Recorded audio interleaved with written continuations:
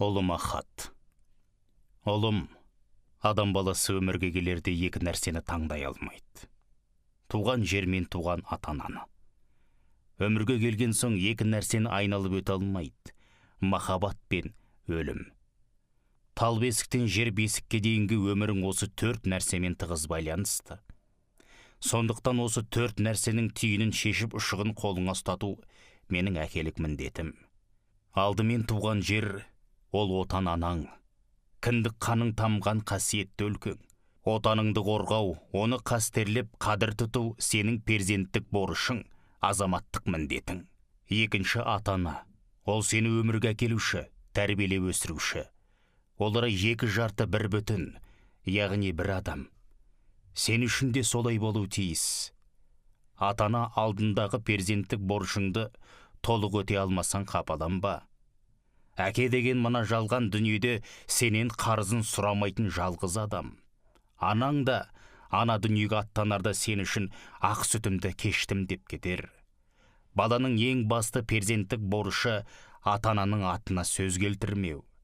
Әке шешең баланың кесірінен жаман сөзге қалмай, ел алдында еңсесін тік ұстап жүрсе, сол сенің ата-анаңның қолтығынан демегенің. Сол сенің перзенттік борышыңды өтегенің. Одан арғыны мен сұрамаста, тілемес дедім. Тәрбиесіз деген сөзді естірте көрінбе. Бұл менің сенен өтінер әкелік жалғыз тілегім. Ал махаббатсыз дүние бос балам. Өмірдің жақсы жақтары сүйіспеншіліктен, махаббаттан тұрады. Махаббатта тазалықты, адалдықты талап ететін қасиетті ұғым. Махаббатсыз өмірің көңілсіз, сұрықсыз, сүреңсіз болмақ. Сондықтан махаббатқа адал бол, оны сатпа. Өлім деген ғұмырлық өлшемнің ең соңғы нүктесі. Аллаға сен өлімді хақ деп таны.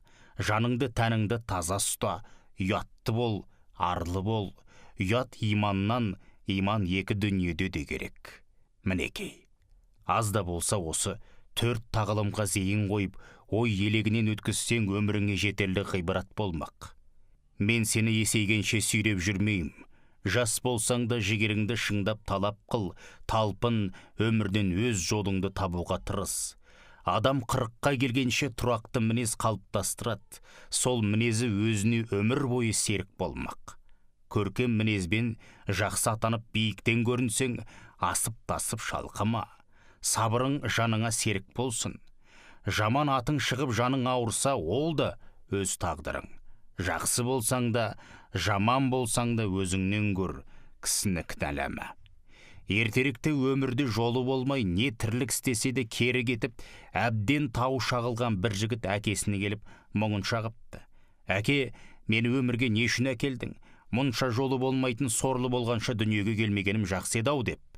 Сонда әкесі тұрып айтқан екен: балам, ақ неке, адал төсектен, Алланың қалауымен дүниеге келдің. Ешкімнен кем қылмай өсірдім, тәрбиеледім. Абайдай ұлы азамат болсын деп атыңды Абай қойдым. Енді өз қолың өз аузыңа жетті, бола алмаған өзіңнен көр деген екен. Қай әке бауыр еті баласын жаман болсын дей алады? Тіпті өзі жете алмаған жетістікке баласы жетіп, шыға алмаған шыңдардан баласын көргісі келеді. Бұл әке арманы. Ұлым, мына бір арпалысқа толы дүниеде азғантай қиындыққа төзбей үлкен жетістікке жету мүмкін емес. Болашақ деген қалың тұман адастырмай тұрмайды.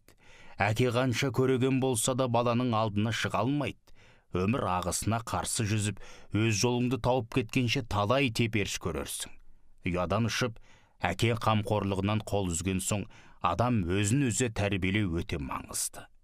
Өмірдің әрбір сәтсіздіктерін тәжірибе деп қабылдасаң, келер жолы табан тірер тасың айналады. Шын мәнінде ер жігітті шар болаттай шыңдайтын өмірдің өзі. Әкенің көлеңкесінде жүрген бала күн сәулесін көрмей өтеді.